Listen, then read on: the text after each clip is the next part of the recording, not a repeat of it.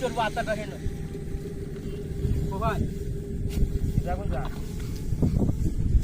ডান দিকে চড়বো আতাটা হ্যাঁ ডান দিকে চড়বো হ্যাঁ ডান দিকে চড়বো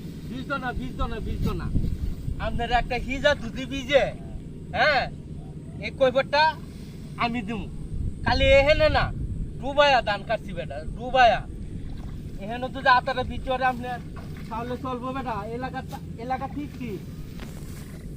গিরুস্তি কাছাইতে দিছি দেখে কি বেটা এলাকি কাজ করলে কি পাতাতাম না এই মেয়ে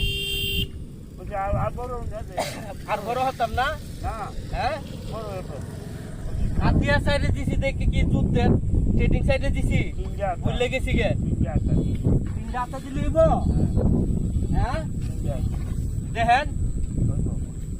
আমরা কি বুঝলে গেছি গে আমরা সে একটা কৃষকের সন্তান